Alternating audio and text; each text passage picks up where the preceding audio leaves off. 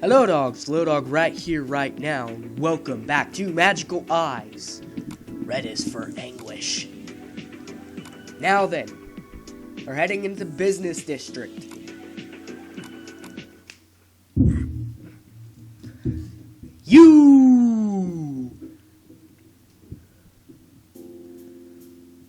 Sorry I kept you waiting. Not a problem, I was watching pigeons. I could have waited one more hour. You said you had somewhere to go. Several of the missing are considered special disappearances. The missing are supposedly in a crisis of life because of an incident or accident. Care to elaborate? They are believed to have gone missing because of possible involvement in an accident or crime.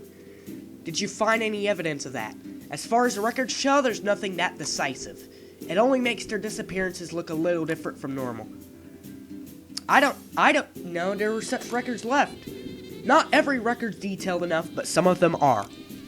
It's perfectly natural to turn to the police when someone close to you has suddenly vanished. But one thing that seems certain is that none of these past investigations were able to find anything that led to the cause of the disappearances. And we were about to go to where one of the victims lived. What's the location? A condo on the outskirts of Cho Ward. He wasn't one of the doll owners, but he knew someone who was. So you already know the people other than the owners went missing too. I was gonna tell them in case you didn't already know. Yeah, we learned it from your side first thing this morning. I hate to sound inconsiderate, but that gives us a lot more to work with. Sounding inconsiderate doesn't matter to us. What matters is putting an end to this whole thing. You betcha. Two people have disappeared in just the last 3 days. There's nothing to say that couldn't happen to someone else at this very moment. Since you consider the place worth visiting, there's something nagging you about his disappearance, isn't there? I'm going to look into each one of the special disappearances, but I need to start with this man named Sojima because... Did you say Sojima? Here comes that name again. What's wrong? That man knew Tamura, didn't he? Yeah, Tamura owned the doll 5 years ago, and Sojima worked with him. That's the man I wanted to ask you about. He's got all our attention right now. This is such good timing, it's actually getting creepy. It feels as though someone is just pulling the strings on this whole thing. Kid, you haven't had lunch yet, right? Huh? I thought eating in the car would do, but I just changed my mind. We should hit some restaurant and talk it over instead. We're headed to the condo after that. You sure we've got time for that? The brain requires sugar to keep it working, and I don't think this is something I should listen to while at the wheel. Interesting. So back to the family restaurant. Yesterday it was rice porridge and today noodle salad. Suzunari is slightly worried about Maida's calorie intake given his bulky body size, and the man himself insists having a bigger breakfast and smaller lunch works perfectly for him. They have known each other for years now. During those years, Suzunari has never seen Maeda lose weight or sneak in any snacks between meals, so he might be right about his eating habits. I got a lot of stories from various sources, but it's kind of weird. Weird how? The bar where my friend met Sojima, I sometimes hit it too. Bar is in kind of place where the bartender serves you with some jazz music playing in the background? Suzunari doesn't go out to drink. He only enjoys small amounts of alcohol at home together with his partner. You and Curry don't drink, so I think it's hard for you to imagine, but it's a darts bar, technically. People get much louder there. That doesn't fit. I know, right? It doesn't seem like my thing. No, it suits you surprisingly well, Mai. Suzunari chuckles over how he is being modest about something that no one thinks strangely of. Going by appearance alone, he's the perfect match for that kind of shady place. Eh? Then the one you're talking about is definitely Mr. Sojima. Technically the self-proclaimed Sojima. I know what you mean. When I first met him, I also thought he wasn't the kind of person you would expect to be hanging around in bars like that. Maybe he likes being in a crowd. My guess is he was looking there for a chance to contact you or your company. Maeda frowns. He even asked some people if they knew any psychics. This part of his information puzzles Suzunari. Why would he be looking for people who know psychics instead of the psychics themselves? It's like he became a regular at the bar because he'd foreseen you would come there. You who knows me. He must have a crush on you, Rin. I didn't want to hear that. Suzunari effusively shrugs his shoulders. Yeah, I know pretty chicks would be way better. Could be better than some shady guy, but that wouldn't interest me either. Because the world's most gorgeous lady is always with you. Damn right, I got to reward you. Let me pay for your lunch. Thanks a lot. Not that I wanted to give you this in return for your treat, but this is for you. Maeda holds out a photo to Suzunari, looking very proud. What the? Isn't this some gift, don't you think? Double A. Mae. You deserve Employee of the Month. The man printed in the picture exactly the same man Suzunari met 2 days ago. The man no one knows anything about, not even his real name. You want me to send the image file to your smartphone? Maeda produces his smartphone from his pocket and shakes it towards Suzunari. To my PC, please. Suzunari has already decided to share it with the intelligence department and the ramen shop. All I can do is verify the picture shows the man he met the other day. They have the experts who can search for the man with the help of the photo. I'm really impressed you got the photo. I heard he wouldn't let anyone take pictures of him. But people shoot lots of them in there, and he turned out to be in some of them. Someone with a fake identity refuses to be taken pictures of. Suzunari considers it sensible enough. Boy, I don't know. Suzunari wonders what kind of emotions this man with a face like no mask could be hiding, staring at the photograph that shows him sitting in a seat. Apartment. You.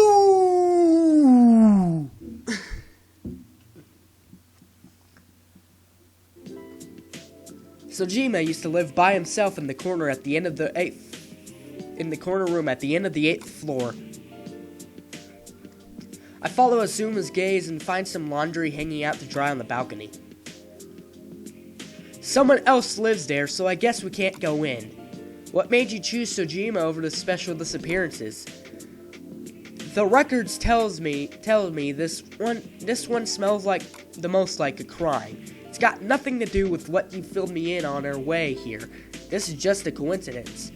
His family or the police, did none of them suspect that his disappearance was related to a crime 5 years ago? No, I'd say it was too hard for them to see that back then. We only suspect this was a crime because we know about variants and disobeyers. In other words, Azuma must have found something that proves this wasn't the work of humans. Okay, so what part of this case is attracting your attention? First of all, his condo was nearly fully locked back then.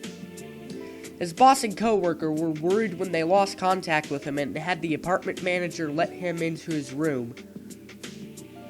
They found everything was locked except for one open window. The key to the front door was quite copy-proof, but it was found left in the room together with his wallet and cell phone and stuff, which means the front door couldn't be used as a way out. So the only way out for Sojima should have been the unlocked window, but this is the 8th floor. And the wall outside the window is perfectly smooth. That was where the investigation reached a deadlock. As long as the way he vanished remained unknown, it couldn't count as a crime. A piece of Sojima's belongings was also found on the roof of the bike shed, which I think is a very big key factor. The bike shed, is that the one we can see over there?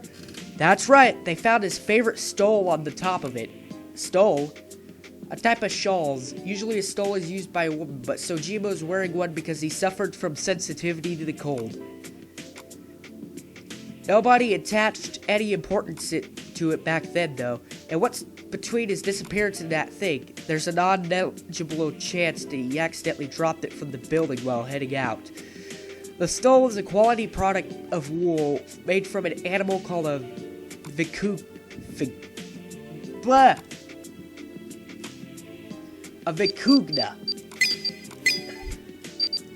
What the hell is a vicugna? A grass-eating camel animal which lives in the Andes, especially the high alpine areas. Woven goods made from its quality wool are highly expensive. Okay. How many people do you think would drop something worth 200,000 yen and just leave it there? What's more, it was a gift from his beloved parents. All that considered, it does seem very unlikely. Let's say he didn't drop it on there on purpose. I want you to take a look on this rough sketch of the building. This is indeed rough. With this, I'll roughly explain. The stole was found around here on the bike roof shed. Oh, it seems pretty hard for it to get down there if you drop it from the apartment. Maybe wind? No, it's still likely. And here's where the only unlocked window is located. That is right above where the stole is found. Azuma, what this indicates is the window was the only way in and out of his condo, and the stole was left behind, implying he went out that way. But nobody should be able to do it, and nobody consequently gave any thought to the theory. Are you saying somebody snuck through the window and kidnapped Sojima? I have one simple question for you, kid. Do you think it's possible for a variant or one of your people to do that with the building and the shed laid out like this? Carrying a full-grown man and getting out 8 floors of sheer wall? Not for all, but there should be some who can do it. I can't do it, but a few of those I know probably could. But if that's the case, you can say all of the missing people were abducted by someone. Here's a follow-up. There's one thing in common between the 5 special disappearance cases. One or more doors or windows in their houses were found and locked after they were gone. It's hard to imagine not even one of them locked everything. Right. Did the culprit only target those who forgot to lock everything? It's next to impossible that all the people would naively open up their window just because someone knocks on it from the outside, and that leaves. It could be. What do you got, kid?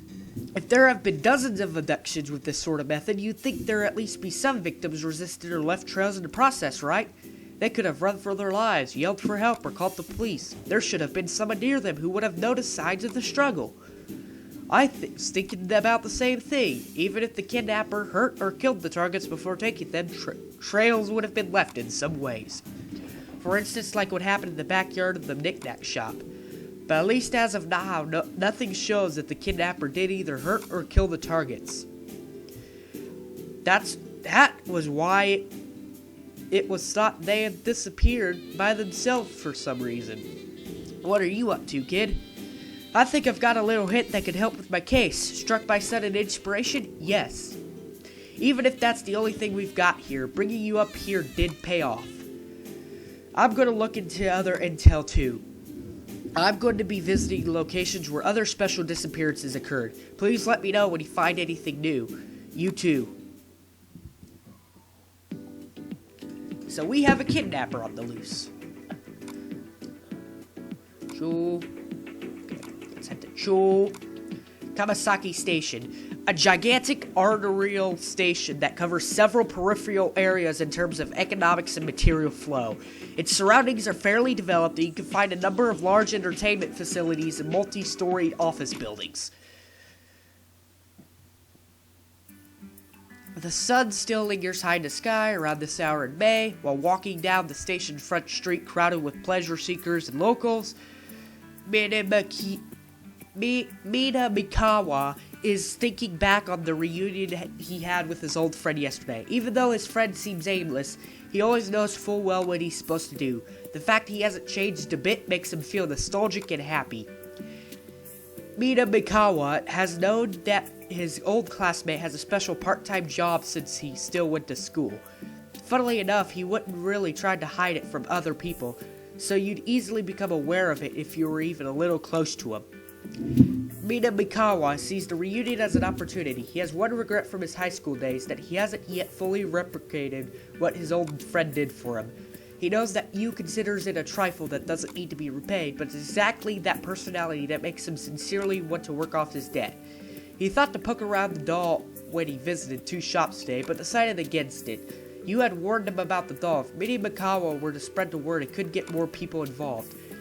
Mina Mikawa doesn't care about putting himself in danger as long as he can help you in the process, but he can't force other people to do the same, which leaves him the option of hitting the pavement and looking around on his own. He decided to run with it and try to do as much as he can. Something doesn't feel right. Ever since he heard about the doll yesterday, something's been bothering him. He's felt that something is wrong all day. He's sure he hasn't seen any dolls like you described. It's rare to see a doll over 1 meter tall to begin with. Then, what is it about with you story that bothers him? This is what meeting Mikawa's been wondering in the corner of his mind. A noise catches his attention, derailing his train of thoughts. He looks around for the source of the noise and finds a couple. He can hear them bickering based on the snatches of the woman's words he can catch.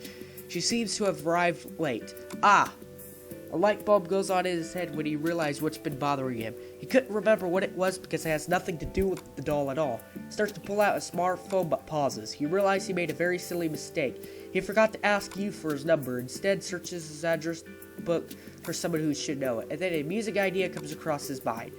To get the best out of this chance, he decides to repay you not only with providing him with this clue, but also by giving him something else.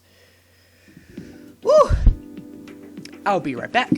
I went to go grab something to drink real quick. Okay, that's a Cho, Koto. Alright.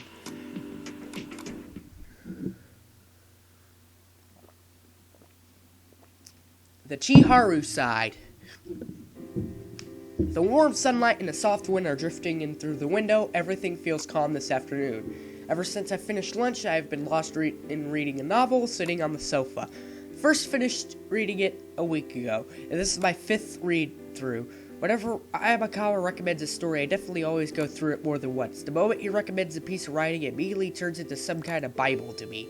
My first read through, I try to let myself be absorbed in the story so I can simply enjoy it and give it an unclouded review. For my second read through on, I researched on his tastes by finding things in common with the other works he recommended before. Reading a lot of books and learning how the stories go is very important work for me. When I reached the last third of my 5th read through, an electronic sound blares through the quiet room. The caller's number is unfamiliar and I hesitate to pick up the phone for a moment, but I can't resist the thought that it could be someone who wants to tell me something about Amikawa. Hello? Hello, my name is Mina Mikawa. Is this the Ogawa residence? I think I've heard his clear voice, which is neither high nor low. Yes, it is. I'm Mina Mikawa, and I used to go to the school as... Wait, you mean that Mina Mikawa? An image pops into my mind of this old classmate having a cheerful conversation of Amikawa. Ah, it's you, Ogawa. Yep, that Mina Mikawa. Well, what are you calling me for? Before we get into that, let me give you a piece of my mind. Piece of your mind? You and Amikawa both need more friends. I finally found someone who had your number, but it turned out it was the landline. A princess? Are you some kind of princess? I got a call from someone completely unexpected. He started complaining. What is this? Well, you calling just to tell me that? I wouldn't call a girl out other than my girlfriend for such a petty reason. I'm well known for my love for her. Then why? I'll get to that, but I wanted you to know how much trouble I had to go through to reach you. So, long story short, let's summarize this story here. Mina Mikawa had something to tell Amikawa, but he didn't know his phone number and wanted Watanabe, a friend that knows both those two boys both knew for health. But Watanabe didn't know it either, and told Mina Mikawa that there was probably one person in school who did. Watanabe then called Shakira, who was supposed to know the person's phone number, and Mina Mikawa finally found a way to reach that particular person, which is me. You got shuffled around?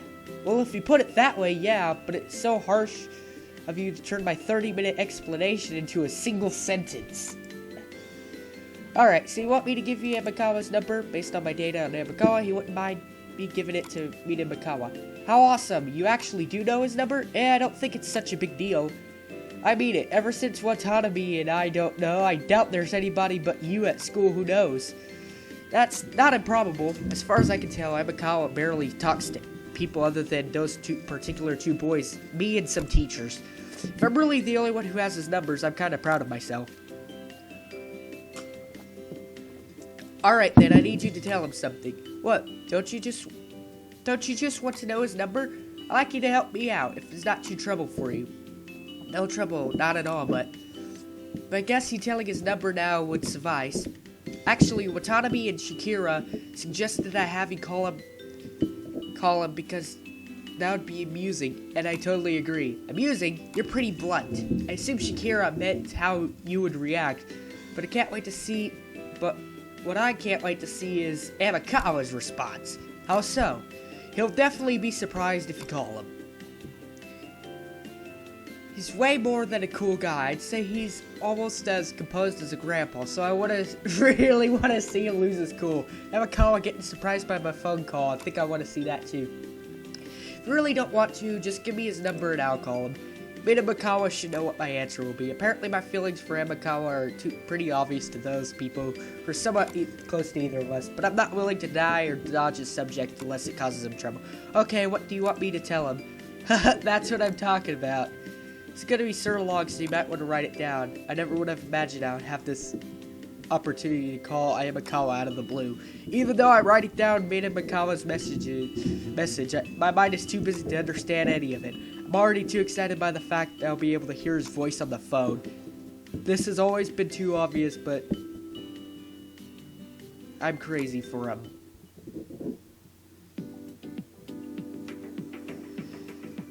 And I'm gonna end it there. I hope you enjoyed. Bye-bye.